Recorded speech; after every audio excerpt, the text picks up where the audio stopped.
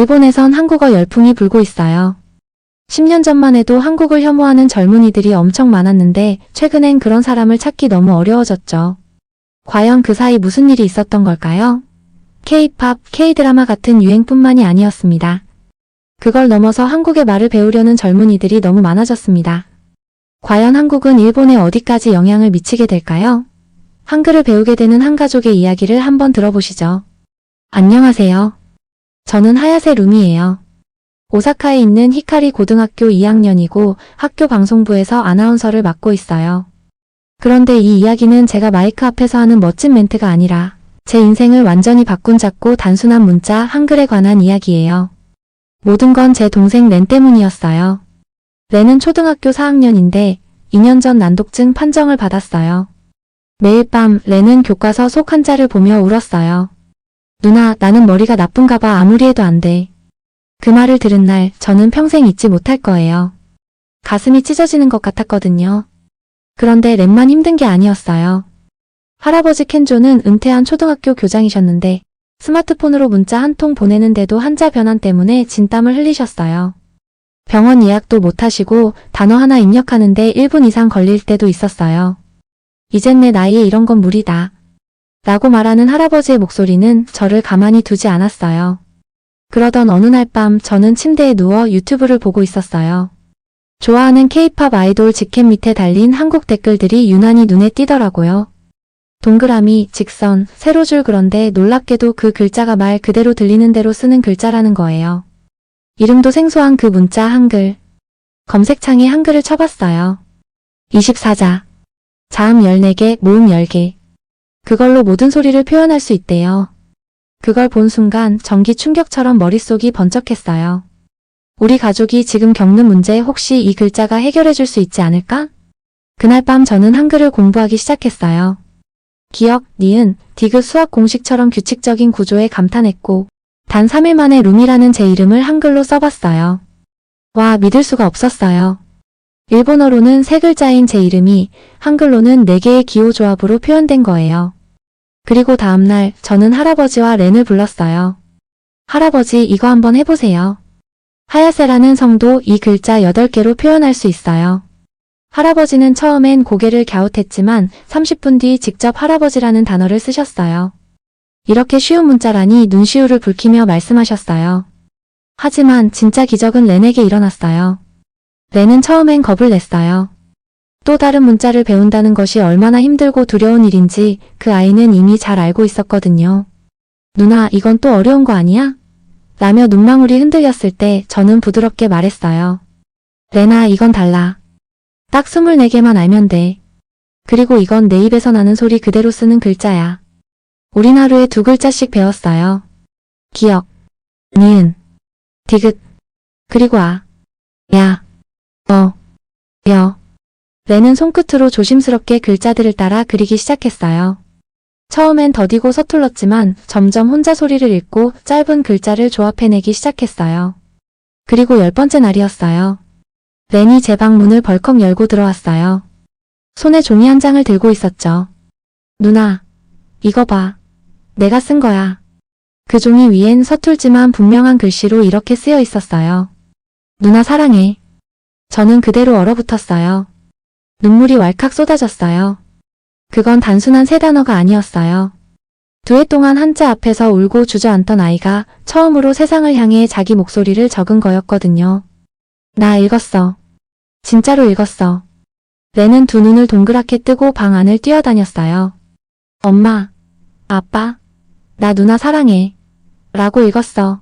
부모님도 놀라 입을 다물지 못했고 할아버지는 렌을 껴안고 말없이 등을 두드렸어요. 그날 저녁 우리 집엔 말로 다 할 수 없는 기쁨이 흘렀어요. 식탁 위엔 첫 한글 메시지와 할아버지의 손글씨가 나란히 놓였고 모두가 빙 둘러앉아 눈물을 삼켰어요. 그 순간 저는 확신했어요. 한글은 단지 한국어 문자가 아니에요. 렌 같은 아이들에게는 새로운 문, 새로운 가능성이에요. 다음날 저는 이 기적 같은 이야기를 친구 아야에게 조심스레 털어놓았어요.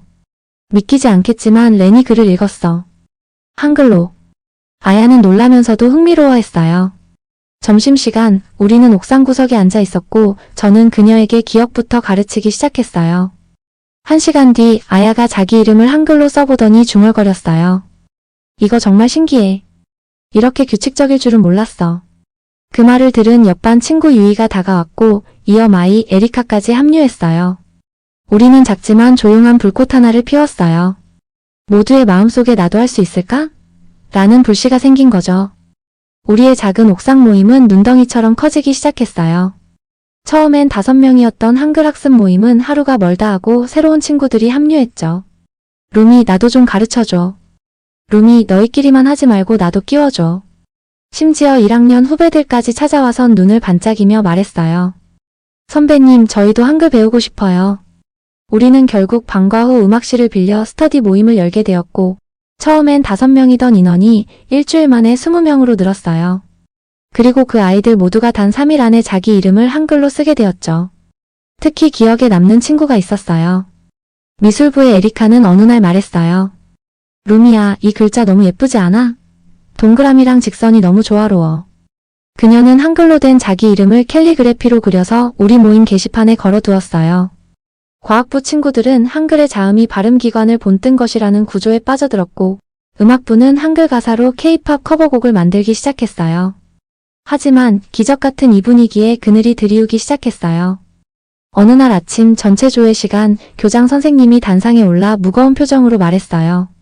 최근 우리 학교 일부 학생들이 외국 문자를 학습하고 있다고 들었습니다. 물론 외국어에 관심을 갖는 건 좋은 일이지만 학교에서 일본어 이외의 문자로 필기하거나 복도에서 외국어로 대화하는 것은 문제가 될 수 있습니다. 학부모님들께서도 우려를 표하셨습니다. 그 순간 우리 모인 친구들의 얼굴이 하얗게 질렸어요. 조용히 고개를 숙였고 저는 주먹을 꽉 쥐었어요. 교실로 돌아오자마자 야마모토 선생님이 저를 불렀어요. 하야세, 내가 한글 학습 모임을 이끌고 있다지. 너희가 뭘 하든 자유지만 학부모들 반응이 좋지 않아. 전통적인 교육을 방해한다는 의견이 있어. 집으로 돌아가서 부모님께도 연락이 왔다고 들었어요. 엄마는 조심스럽게 말했죠. 루미의 학교에서 연락이 왔어. 혹시 뭔가 문제가 있는 거니? 그날 밤 우리는 스터디 모임 친구들과 긴급 회의를 열었어요. 이걸 계속해도 될까? 학교에서 공식적으로 금지하면 어떡하지? 그때 유이가 조용히 말했어요. 근데 우리가 이걸 왜 시작했는지 잊은 건 아니지? 모두가 고개를 끄덕였어요. 이건 단순한 문자 연습이 아니었어요. 누군가에겐 말하고 싶어도 말할 수 없었던 감정을 표현할 수 있는 통로였고 랜처럼 세상과 단절되었던 아이들이 다시 세상과 연결되는 문이었죠. 그래서 우리는 결심했어요. 겉으로는 조용히 그러나 절대 멈추지 않기로. 학교 안팎에서의 반대와 의심 속에서도 우리의 한글 학습 모임은 멈추지 않았어요. 선생님의 감시가 있는 수업 시간에는 일본어로 필기했지만 화장실 안, 복도 구석, 학교 근처 편의점 구석 자리는 우리가 한글로 말하고 꿈을 키우는 공간이 되었죠. 그러던 어느 날 유이가 조심스럽게 제안했어요. 루미, 우리 그냥 이렇게 숨어서 하지 말자. 당당하게 말하자. 우리가 왜 한글을 배우는지. 사람들 앞에서 발표하자고. 처음엔 다들 망설였어요. 부모님이 반대하시면 어떡하지? 언론에 나가면 학교에서 제적당할 수도 있어. 하지만 유이의 눈빛은 단단했어요. 우리는 잘못한 게 없어. 누군가에겐 이 글자가 생명줄이야. 우리가 침묵하면 렌 같은 아이들은 영영 목소리를 잃을 수도 있어. 결국 우리는 결단했어요. 공개 발표회를 열기로. 2025년 5월 30일 토요일. 장소는 시부야 하치코 광장. 비도 안 오고 하늘은 맑았고 공기엔 기대와 긴장이 섞여 있었어요. 200명이 넘는 사람들이 모였어요. 고등학생, 대학생, 직장인, 그리고 놀랍게도 70, 80대 어르신들까지. 우리는 각자 손에 플래카드를 들었죠. 한글은 모두를 위한 선물입니다. 소통은 권리입니다. 언어는 도구입니다. 쓰기 쉬운 게 좋은 거예요. 나도 읽을 수 있어요, 하야세렌. 마침내 무대에 오른 저는 마이크를 잡고 말했어요. 저는 이 글자를 처음 만난 날 인생이 바뀌었어요. 제 동생 렌은 2년 동안 글을 읽지 못했어요. 그런데 한글을 배우고 누나 사랑해라는 문장을 썼어요. 그 순간 저는 울었고 웃었고 깨달았어요. 이건 단순한 외국 문자가 아니에요. 희망이고 자유고 목소리예요. 많은 사람들이 눈물을 훔쳤어요. 특히 유우토처럼 난독증 자녀를 둔 부모님들은 자신의 이야기를 보는 듯 고개를 끄덕였죠. 그런데 바로 그날 한 명의 청년이 우리에게 다가왔어요. 안녕하세요. 저는 김재원이라고 합니다. 와세다대 대학원에서 교육심리학을 전공 중이고 한국에서 온 유학생이에요. 여러분 이야기를 SNS에서 보고 감동을 받아서 직접 찾아왔어요. 여러분에게 한글과 한국어를 정식으로 가르쳐드리고 싶습니다. 그 순간 모두가 숨을 멈췄어요. 우리가 그토록 원하던 진짜 선생님이 바로 우리 앞에 서 있었거든요. 시부야 하치코 광장에서의 발표회 이후 우리 삶은 완전히 달라졌어요. 김재원 선생님은 진심이 담긴 눈빛으로 말씀하셨어요. 단순히 글자를 가르치는 게 아니라 말할 수 없던 사람에게 목소리를 드리고 싶어요.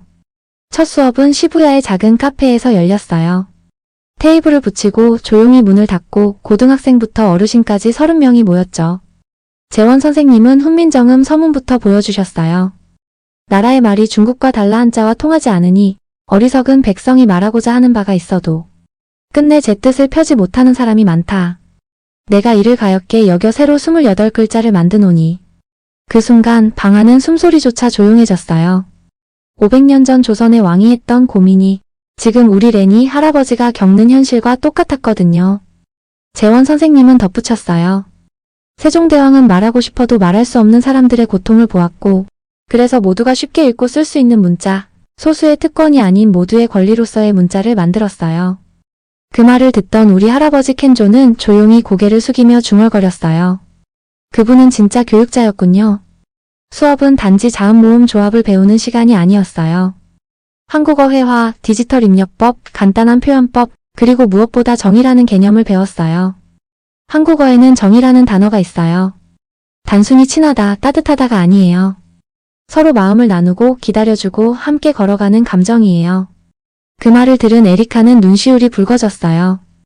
우리도 그런 말을 표현할 수 있는 글자가 필요했는지도 몰라. 재원 선생님은 스마트폰 활용법도 보여주셨어요. 한국은 할머니들도 영상통화를 자유롭게 해요.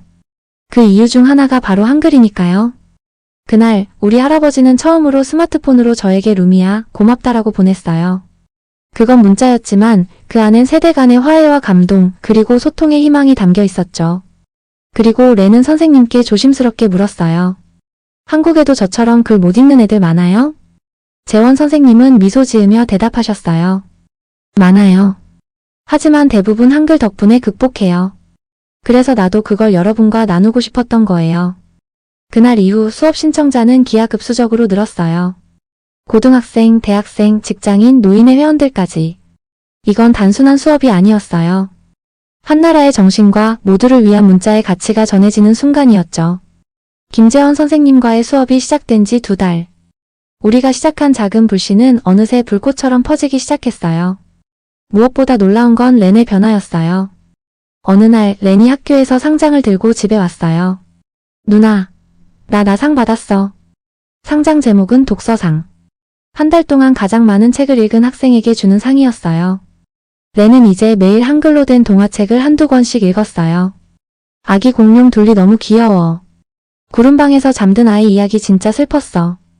렌은 한자책 앞에서 울던 아이가 아니었어요. 책을 읽는 기쁨을 아는 아이, 친구들에게 책을 읽어주는 아이가 되었어요. 어느 날 엄마가 말했어요. 루미야, 렌이 친구들 앞에서 옛날 이야기를 읽어줬대. 옛날에 작은 공룡이 살았어요 라면서. 저는 눈물이 왈칵 쏟아졌어요. 렌은 자기 목소리로 세상과 연결된 거였어요. 그건 그냥 글을 읽는 게 아니었어요. 존재를 증명한 순간이었죠. 우리 가족은 드디어 여름 한국 여행을 준비하기 시작했어요. 렌은 매일 지도를 펼쳐들고 말했어요. 누나, 나 광화문광장 꼭 가고 싶어. 세종대왕 동상 앞에 서볼래. 그리고 한글박물관. 거기 진짜 있어? 할아버지는 조용히 고개를 끄덕였어요. 이 90살에 내가 글자를 다시 배웠다. 그리고 이 글자가 내 인생을 바꿔놨다. 그분께 꼭 인사드리고 싶구나. 김재원 선생님은 서울 도착부터 안내해 주시기로 했어요. 광화문, 세종문화회관, 국립한글박물관까지 전부 모실게요. 그 말에 우리 가족은 눈이 반짝였어요. 한편 일본 사회에도 서서히 변화의 바람이 불기 시작했어요. 특수교육 담당 선생님들이 우리 수업에 찾아왔고 몇몇 초등학교에서는 시범적으로 한글을 활용한 난독증 수업을 시작했어요. 처음엔 반신반의하던 교육청도 새로운 가능성이라는 키워드로 연구 지원을 시작했고 심지어 어떤 학교에선 정식 동아리로 한글 문화 연구부가 생기기도 했어요. 그 와중에 지역 언론에서 우리 이야기를 크게 보도했어요. 한글과 함께한 1년 오사카의 변화. 기사에는 렌의 사진, 할아버지의 한글 일기장, 그리고 우리 발표회에서 외친 마지막 구호가 적혀 있었어요. 언어는 벽이 아니라 다리가 되어야 합니다. 이제 렌은 말해요. 누나, 나는 이제 나를 읽을 수 있어. 나는 멍청하지 않아. 나는 똑똑하고 나는 행복해. 그 아이의 눈빛에서 저는 봤어요. 희망이 글자로 태어나면 그게 바로 한글이라는 걸. 그리고 그 모든 시작은 단 한 사람의 작은 의문이었어요. 정말 우리 아이가 문제인 걸까? 아니면 우리가 쓰는 문자가 너무 어려운 건 아닐까?